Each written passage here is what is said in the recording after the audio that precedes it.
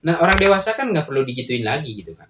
Orang dewasa itu hanya perlu diingatkan bahwa kita sebagai manusia harus berbuat baik terhadap sesama manusia gitu kan. Karena itu adalah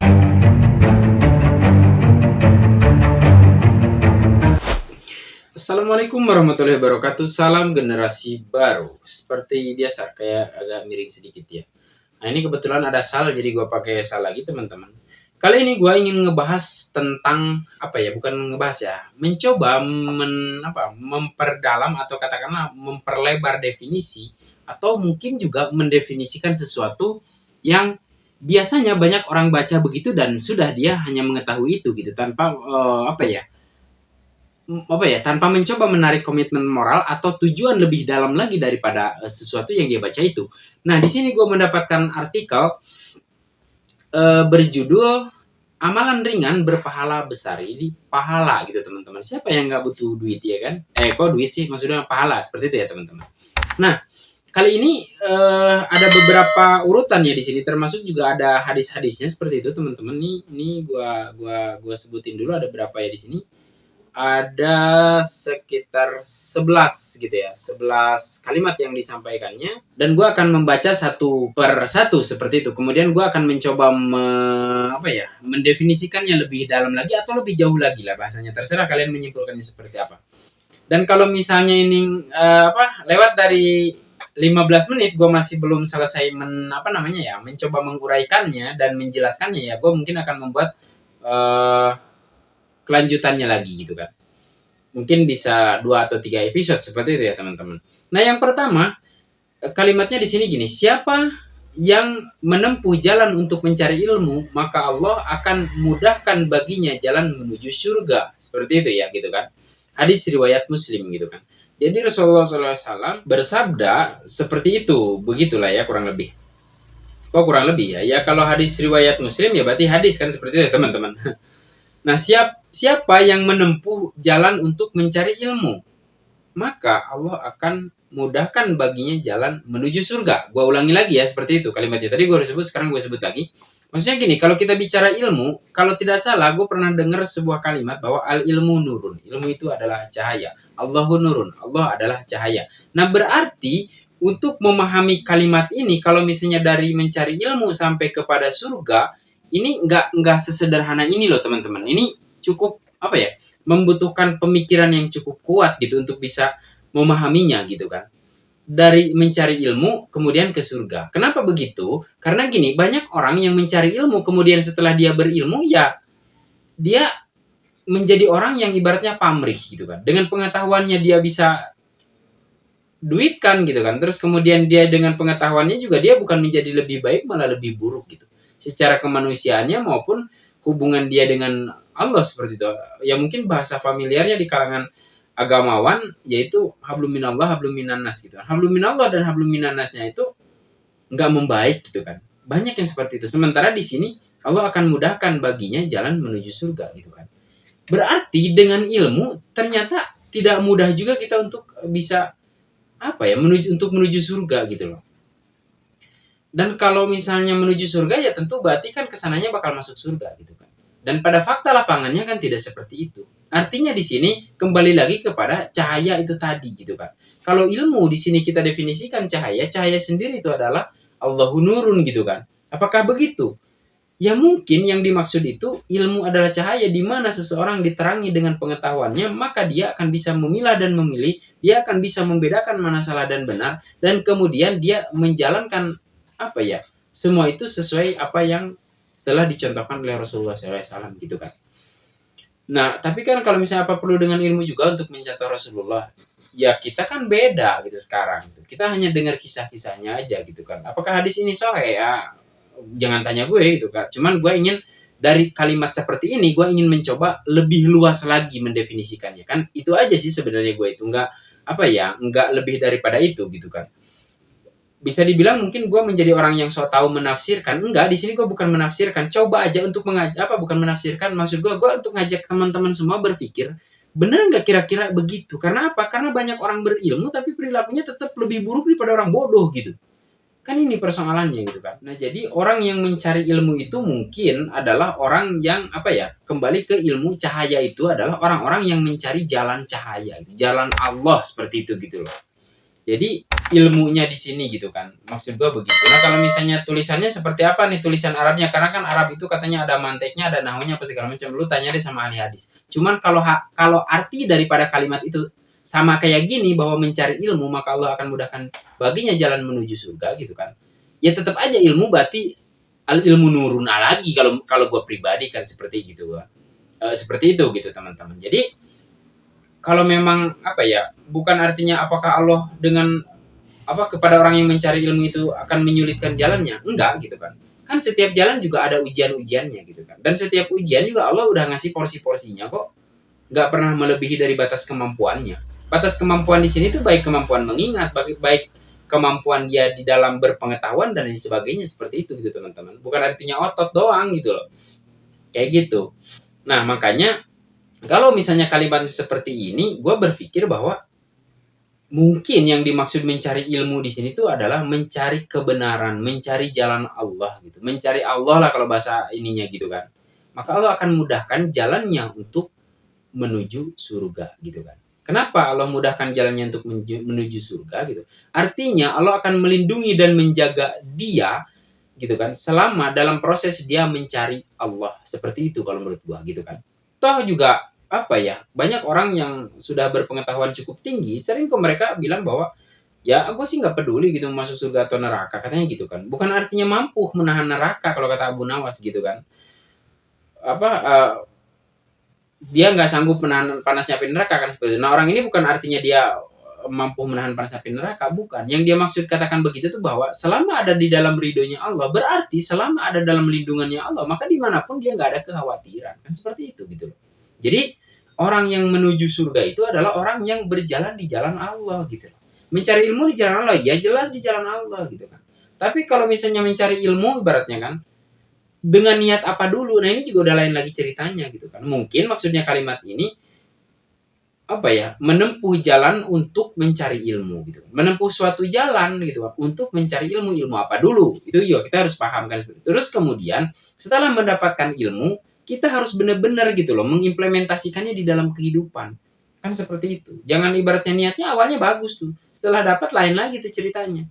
Ya berarti jadi cuman kita dimudahkan oleh Allah saat kita menempuh jalan itu. Setelah kita menempuh jalan itu dan kita mendapatkan ilmu, terus Allah nggak ini lagi, nggak gitu kalau menurut gue gitu.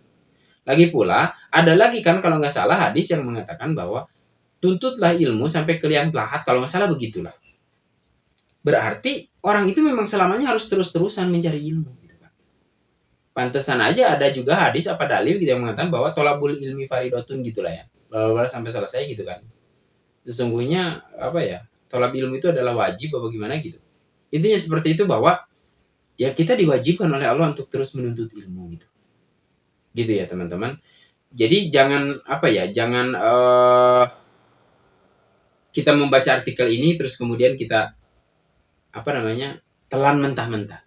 Kajilah gitu kan. Kalau misalnya nggak bisa, ya cari teman yang bisa untuk mencoba lebih luas lagi menjelaskan ini. Karena kalimat hadis Rasulullah itu kalau menurut gue pribadi, sebagian besarnya itu benar-benar mengandung filsafat yang sangat berkelas gitu loh, sangat tinggi. Jadi nggak sesederhana itu kita baca terus kita definisikan, udah nggak sesederhana itu gitu teman-teman. Apalagi ini urusannya dengan surga gitu. Lu pikir gampang gitu masuk surga? Ya ampun ya kan. Nah terus kemudian yang nomor 2 adalah menjenguk orang sakit. Nah ini sebenarnya pernah kalau nggak salah gue uraikan di depan kawan-kawan gitu kan. Barang siapa mengunjungi orang yang sakit atau mengunjungi saudaranya karena Allah, maka akan ada yang menyeru kepadanya, engkau telah berbuat baik, langkah kakimu juga baik, serta akan engkau tempati rumah di surga. Seperti itu. Ini gue kok jadi agak kaku yang bacanya. Gitu loh. Nah jadi di sini ada kalimat serta akan engkau tempati rumah di surga. Berarti ada jaminan tuh kan. Engkau telah berbuat baik, langkah kakimu juga baik, seperti itu. Nah, ini ada koma-komanya di sini nih. Jadi kalau misalnya ada koma-komanya kayak gini, biasanya kalau gue pribadi tuh didefinisikan lagi tuh, ini cukup panjang juga nih kalau didefinisikan gitu kan. Barang siapa mengunjungi orang yang sakit atau mengunjungi saudaranya karena Allah, maka akan ada yang menyeru kepadanya, engkau telah berbuat baik, langkah kakimu juga baik. Jadi akan ada yang apa ya, menyeru tuh mungkin lebih tepatnya memperingat, apa ya, memberitahu seperti itu kepada dia bahwa dia telah berbuat baik. Ya siapapun dan perbuatan tuh mau baik maupun buruk kan Allah pasti membalasnya gitu kan. Cuman di sini ya mungkin Allah khusus gitu, atau katakanlah spesial akan memberikan dia sebuah rumah di surga gitu kan. Tapi untuk mencapai rumah di surga ini apa cukup dengan menjenguk orang sakit? Ya enggak juga, tergantung gitu. Balik lagi ke niat lo gitu. Niat lo benar-benar ngejenguk apa enggak gitu kan. Berangkatnya karena Allah gitu. Karena Allah di sini tuh bukan benar-benar karena Allah, ibaratnya ikhlas gitu. Ikhlas karena lu ingin menertawakan. Jadi lu ikhlas pergi melangkah, ya kan, kepada orang yang sakit, ingin ngeliat, tapi tujuannya lu ingin muas-muasin gitu, ingin ngece atau apalah segala macam sebenarnya. Makanya di sini karena Allah gitu. Nah karena Allah ini berarti katakanlah dengan kata lain mungkin tulus, ikhlas gitu kan. Tapi di sini juga disebutkan engkau telah berbuat baik. Ya kalau gitu kan, kita datang ke sana itu untuk berbuat baik gitu. Kalau misalnya untuk nyakitin, untuk mampus-mampusin ke orang yang sakit, ya akhirnya ya jadi buruk gitu, dan langkah kaki kita juga akan jadi buruk. Makanya di sini dituliskan langkah kakimu juga baik gitu kan. Kenapa bisa jadi baik? Karena engkau telah berbuat baik gitu kan. Jadi kalau misalnya kita pergi ngejenguk orang dengan cara yang salah, ibaratnya cari kesempatan orang yang lagi sakit kita hajar gitu. Itu bukan ngejenguk ya kan. Serta akan engkau tempati rumah di surga. Jadi ini selalu surga lagi gitu kan. Hadis Tirmizi ini ya kan, hadis riwayat Tirmizi gitu kan. Nah, gue pribadi mendefinisikannya begini. Menjenguk orang yang sakit itu di sini bukan artinya orang yang terkapar, nggak bisa ngapa-ngapain berbulan-bulan. Nggak cuman itu kok. Sakit itu menurut gue pribadi itu jamak. Artinya apa ya? Luas definisinya gitu. Mungkin misalnya orang itu sakit tubuhnya, atau sakit ekonominya, atau sakit keadaan rumah tangganya dan sebagainya. Kita datang bukan untuk mencampuri urusan mereka, tapi kita datang untuk menjenguk. Itu artinya memberikan suntikan moral, memberikan suntikan apa ya, finansial atau apapun yang kita mampu, sehingga kita bisa sedikit banyaknya membantu menyelesaikan permasalahan orang itu. Gitu loh yang disebut menjenguk kalau menurut gua. Terus kita datang dengan tubuh kita atau melalui perantara gitu. Ya lebih bagusnya kita datang secara langsung gitu kan. Kalau memang kita nggak ada waktu gitu kan, ya intinya apa ya, memberikan sesuatu yang bisa membuat dia sedikit terkurangi bebannya, seperti itu loh teman-teman gitu kan. Kan orang sakit begitu dijenguk banyak orang kan dia akan sedikit banyaknya terhibur gitu kan. Kalau istilah, kalau kita mau pakai bahasa atau apa ya, atau sesuatu yang pernah dikatakan oleh dokter katanya bahwa tersenyum itu adalah, atau tertawa itu adalah salah satu obat yang paling manjur.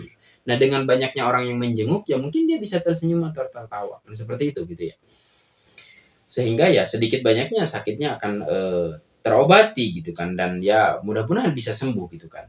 Atau mungkin orang yang dijenguk juga akan termotivasi betapa nikmatnya orang yang sehat ini itu kan, bisa kesana kemari, bisa fokus beribadah, juga bisa apa segala macam. Kemudian juga dia apa ya, bisa lebih bersyukur lagi atas kesehatan yang dia dapatkan sebelumnya gitu. Ketika dia nanti mendapatkannya lagi kan dia bisa ini. Jadi intinya orang yang berkunjung itu apa ya, orang yang menjenguk orang yang sakit itu juga banyak kebaikan-kebaikan yang dia lakukan ya, kalau niatnya memang baik, seperti itu ya teman-teman gitu.